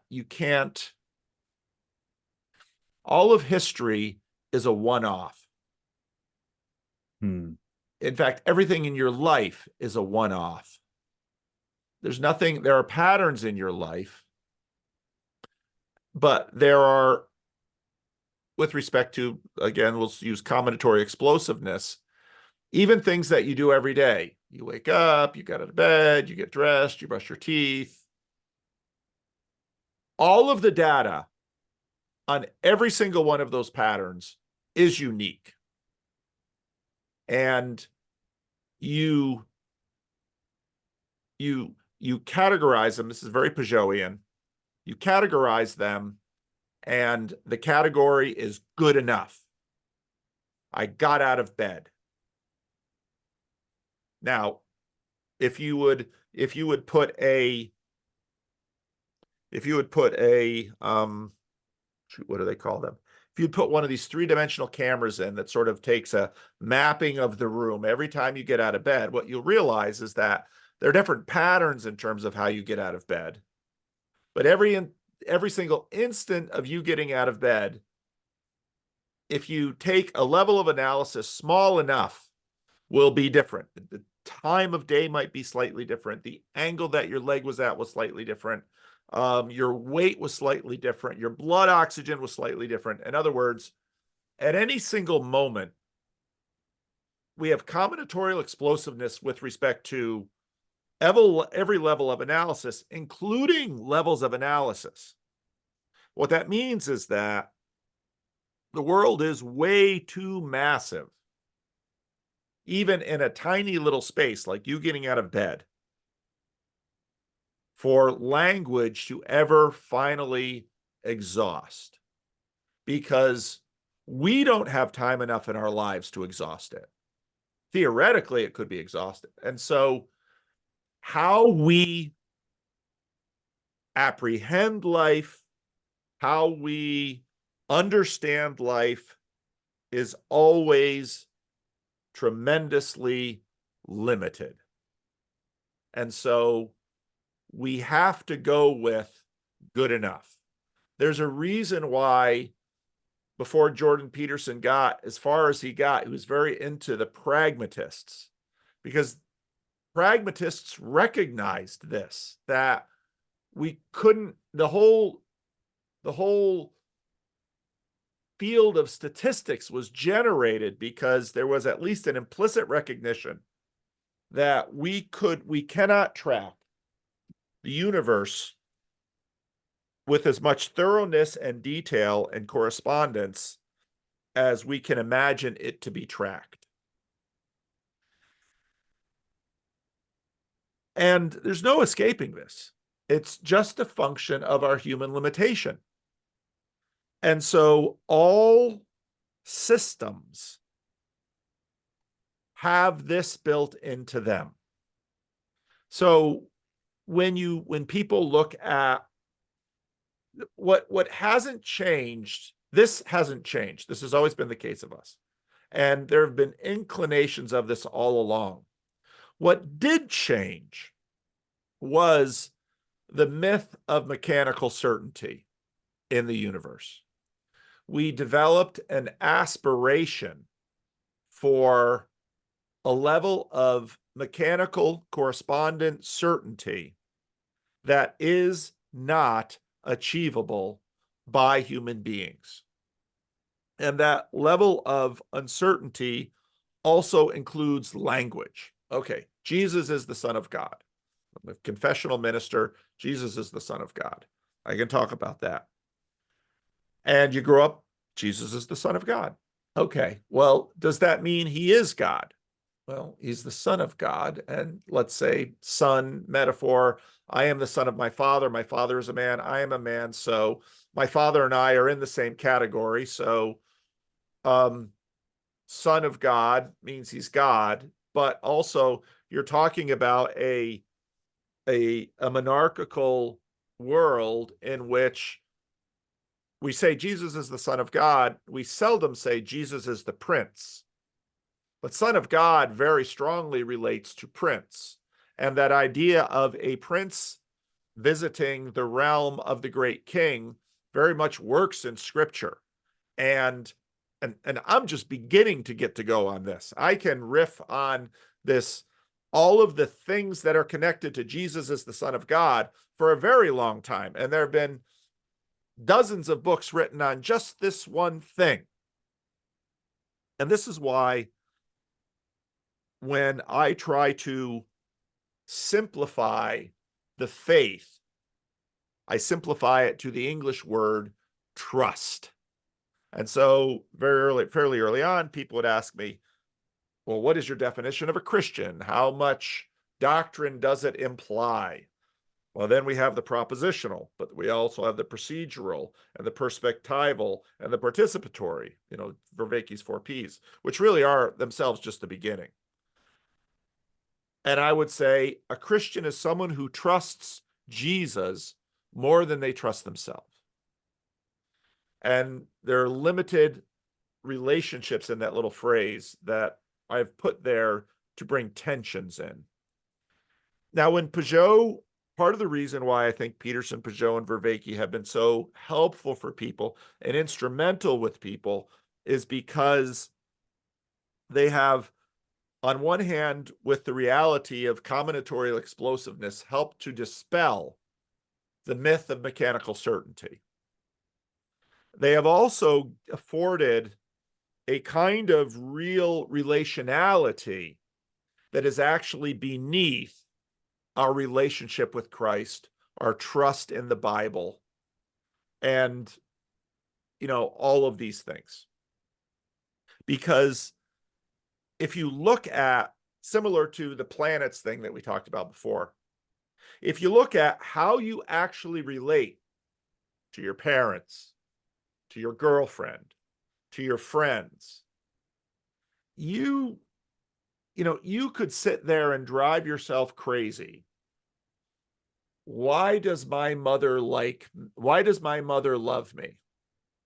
Well, there's like biology in her and there's chemicals in her that gave her feelings of bonding you to her before you were even born. And then she saw your face, and there's things about the amount of distance between, you nurse a child, and this distance is exactly what a baby, an infant's eye can see. They can't see out to here. They can only see to here. So in other words, your mom was bonding with you. You were bonding with your mom, and you can take that level of mechanical analysis for longer than you have life to try to process this, to try to figure out, why does mom love me and why do I love my mom? But you don't. You just don't, because you don't need to. Because if, in fact, you began this conversation saying, I had a wonderful childhood, I don't know how your relationship with your mom is now, you didn't talk about it. You probably didn't talk about it partly, maybe because it's probably just fine. It's probably not as great as it could be, but it's not as bad as it could be either. It's just fine. And that just fineness is enough for you to live your life and to live your life unencumbered. Now, maybe if it was not fine or too good in certain registers, then you'd have problems with your girlfriend, or you'd be playing games on Twitch, or, you begin to recognize that the word enough is important. It isn't maximal. It isn't minimal. It's enough. And, the Bible is enough. Now, would the power of the Bible be crippled with the lack of the book of Obadiah? Now, I can go around Bible believing churches all day long and grab some random person and sit them in a chair and say, tell me about the book of Obadiah. When is the last time you read the book of Obadiah? What on earth can you tell me about the book of Obadiah? Someone who is at least a little bit biblically illiterate might say, it's part of the 12 prophets, minor prophets. Good. What else? And right there, it will drop off. And so someone might say, the Bible could do without the book of Obadiah, and it would still be the Bible. And that's true. That doesn't mean that there haven't been times in history when the book of Obadiah was really important for certain groups of people and the functioning of, let's say, the Old Testament. And if Jesus had, well, it was, what was it recently? There was this, I don't remember. It was a comedy thing. It was quite fun. Oh, it was the Trump thing on Saturday Night Live. He's like, well, this is 100% Bible, but but we've decided we're not going to have the book of Amos and Habakkuk because, it was better a little shorter without Amos and Habakkuk. It's just a funny joke. But it gets to and then also as a pastor, I realized that people who, the Bible is the word of God. The Bible is the word of God. They can't not talk about how much the word of God the Bible is. The canon within the canon that they actually interact with, it is tiny compared to that massive book. And these Old Testament prophets in particular, for many Americans, a few verses out of Isaiah and Jeremiah and some images out of Daniel, the rest, right over their head. Is it still the Bible? So, it is good enough. It is good enough to do what God intends for it to do. And that level of mechanical precision and correspondence, I think that's kind of it's really important if, let's say, you're making, okay, and so here's relevance realization. If you are making chips at Intel and you have that clean room and you are, making really tiny chips and doing all of this work, making sure there's no dust in the room is pretty important. How important was it that the engineer in the room was breastfed or bottle fed? Probably not important. How important is that in the person's life? See, and again, the world is made in such a way that there is relevance and things are important. And so the amazing thing about the Bible is that it's still with us. And another amazing thing about the Bible is, and so I look at all of that stuff and then I look at the Bible and say, okay, well, what about this book? It's a really amazing thing. And Jordan Peterson says this when he starts his first biblical lecture in Genesis at that theater in Toronto. He says, it's a really incredible thing that 500, he didn't say it exactly this way, that 500 of you decided to give me 35 or 40 bucks to come into this theater and listen to me ramble about this book for 2+ hours. It still has us. And when you think about how many books don't have us anymore, I mean, let's compare it with Homer. Homer, well, if you've ever actually read the Iliad, it too is rather uneven. And so any Hollywood treatment of the, the Trojan War does great violence to the book because the book is, there's a lot of chapters in the Iliad that, you can sort of skip over where certain parts are salient to us, but other cultures, certain parts are salient to them. But there's no comparison between Homer and the Bible. There's no comparison between the Bible and any other book in all of human history in terms of its relevance and its impact. It's just a historical fact. Right. So again, if it was missing the book of Obadiah, would it still be the Bible? How do you answer a question like that? The truth is we can't. And Yeah. this scales with just about every other question we have, in that we are completely limited. We are small, fearful, short-lived, amazing creatures. That's what we are. And so when it comes to items, there's a reason faith is what it is in the Christian life, because you just can't live without it because of combinatorial explosiveness.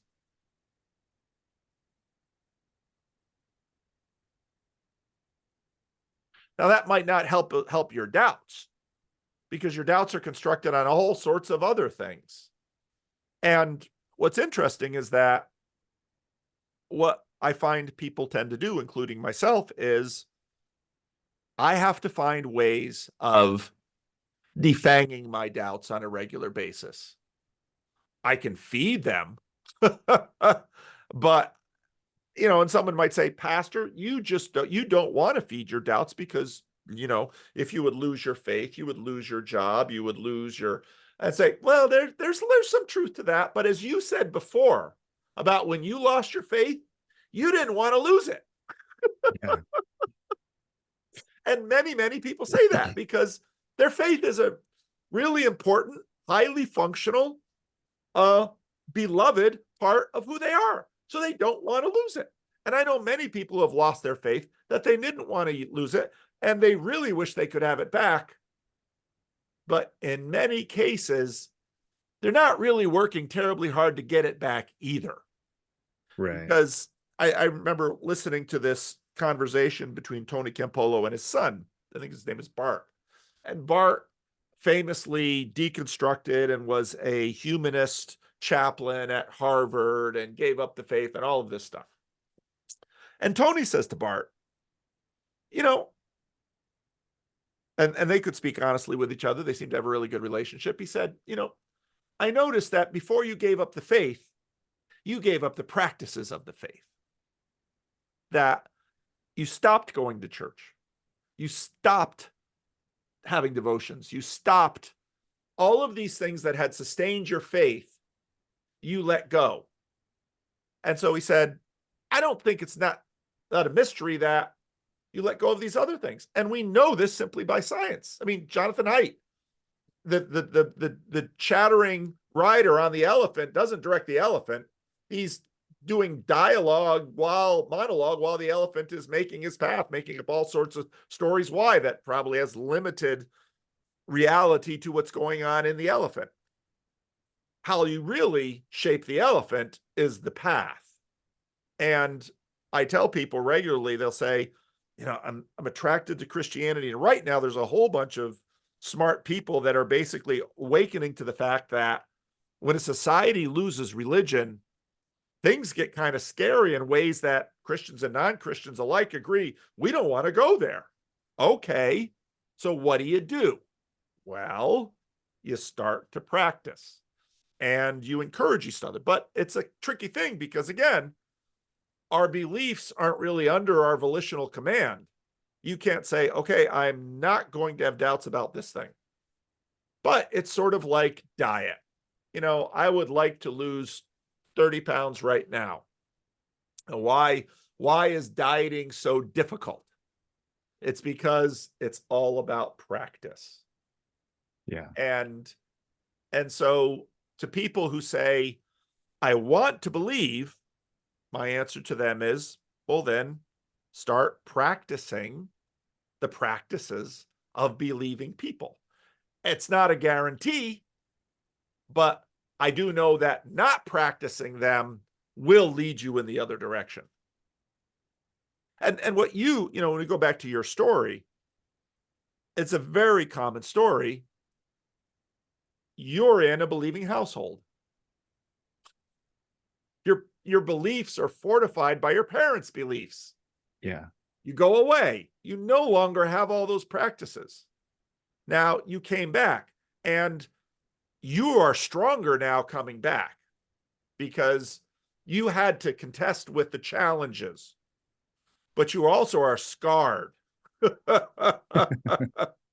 And scars are interesting things because they're, on one hand, they're tough, but they're also hard. And but this is always the path to maturity. Yeah. Well, and when it comes to doubt, there's the things that I'm doubting feel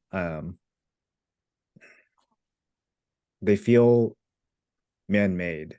That's what, like, I feel like the grander scheme things, I don't feel that doubt anymore. Like I've seen too much in it, reading scripture, there's too much coherence to it all. Like there's a larger sense in which doubt is not really an issue. It's more like, I keep finding myself clashing with certain interpretations or certain dogmas or certain whatever, and it's very difficult to know when I need to just shut up and be humble, or when I need to like stick to it and be like, no, we need to think about this differently, or we need to change this, and it's like, um I feel like there was hundreds of years of that built up before the Protestant Revolution, and Yeah. so it's like, I don't know, it's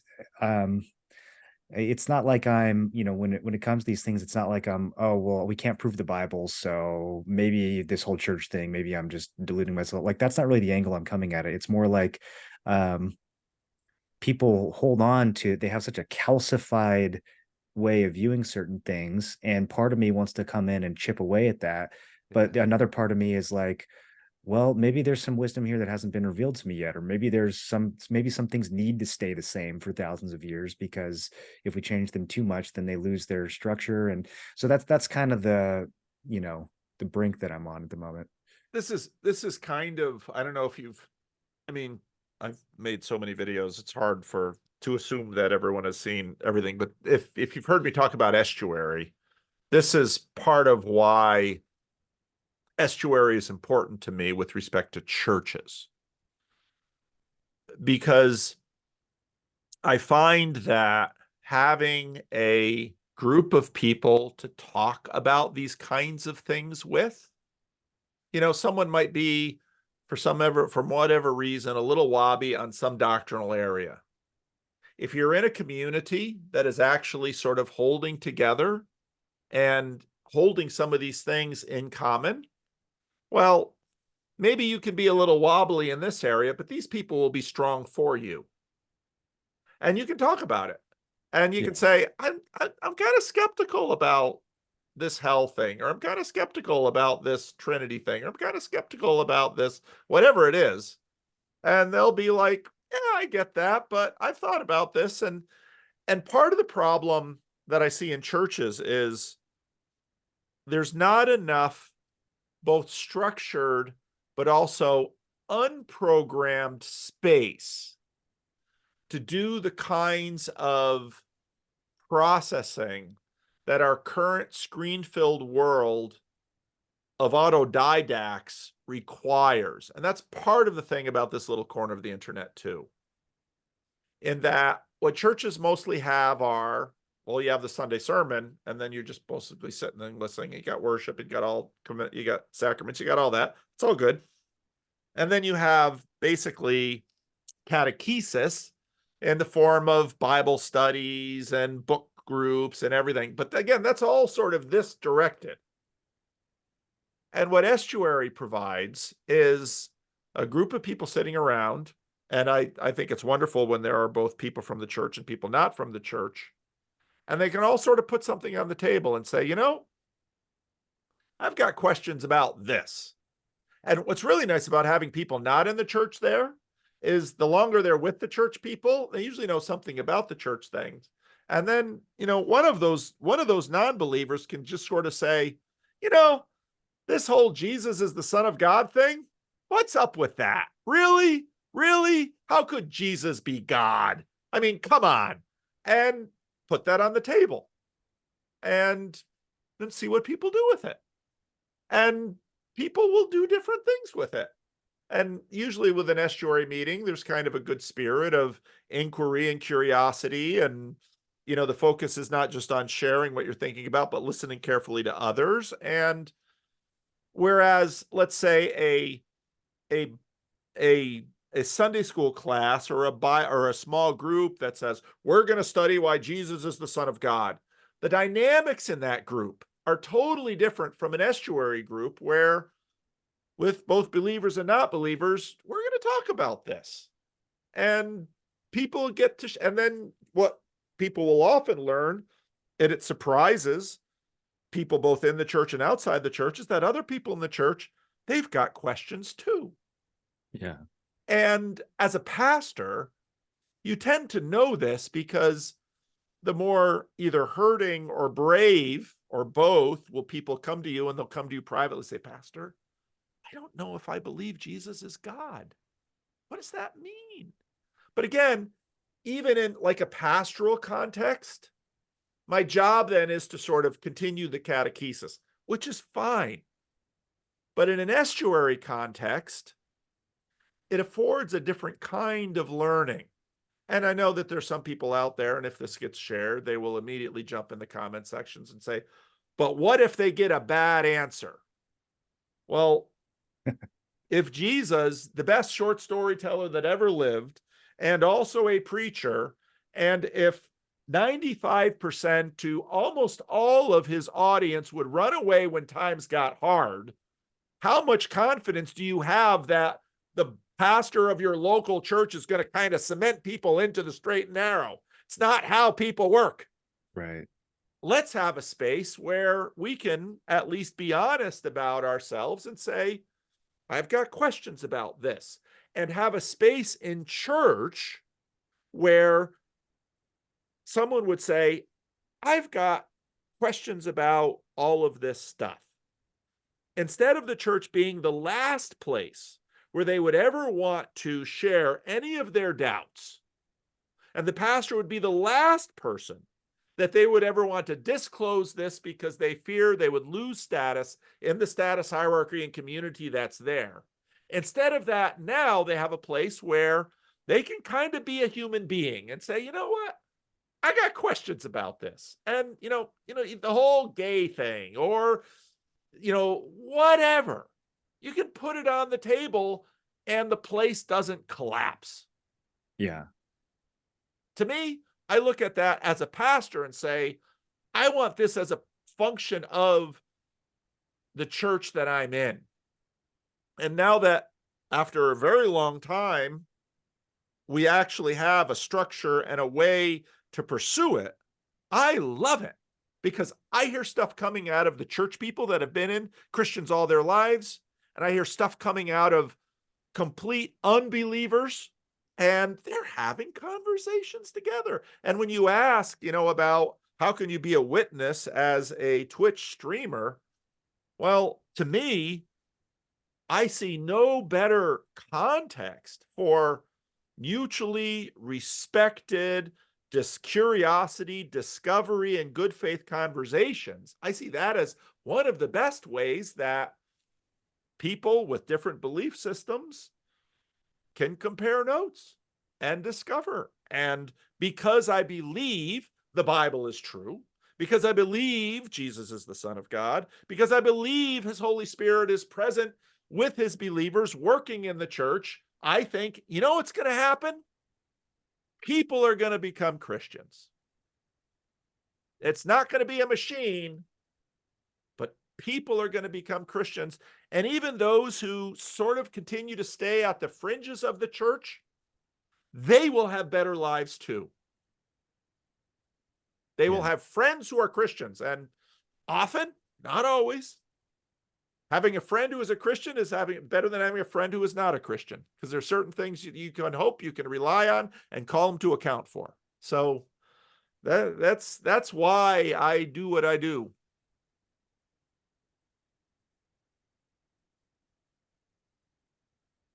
Yeah, there's some things that come to mind, but I know you're probably coming up against time. So We'll have to talk again. Yeah. So, no, this has been great, and you're a very good listener, which is very bad with me, because I assume everyone was raised in New Jersey and will just interrupt me and will just start going at things. But you're a very good listener. Yeah. Yeah, I've had to train that skill. So maybe I'm listening too much now. Maybe I need to go back in the other direction. You can always interrupt me and redirect because Yeah. otherwise do you know my channel? I can go for a couple Oh yeah. hours. Oh yeah. Like someone This once is gave me a t-shirt that said basically help, I'm preaching and I can't shut up. So it's a good t-shirt for me. yeah, no, this is good. You know, I've watched a ton of your videos, so it's been good to actually get to, you know, I didn't want to be one of those people with 6,000 hours watched who never said anything. So it Well, was what do you good. want to do with this recording? You want to look at it first, or I mean, you're a fairly online person, which can kind of take it either way. What do you want to do with it? Yeah, I mean, I don't mind. At some point I'm gonna be talking about this stuff more and more on my channel. I haven't figured out how, but at some point that's gonna be a reality one way or another. So I don't really mind if this is out there. Okay. Okay. Yeah. Well, I'll send you a link and I'll probably put it in no wait, no ads right now in the membership section because if somehow someone hears that I talk to you and they know you from the other, I gotta watch that video now. Yeah. If you really can't wait a week, all of existence will crumble because you can't wait a week. Okay, it'll cost you $7 then. You can watch it right away. Yeah. Maybe you'll get one guy. I'll get Who one knows? guy, one guy. It's like, oh, I gotta watch this. There you go, $7. You can unsubscribe next month. That's no problem. I won't be offended at all. Just, just gotta organize it somehow. Yeah, for sure.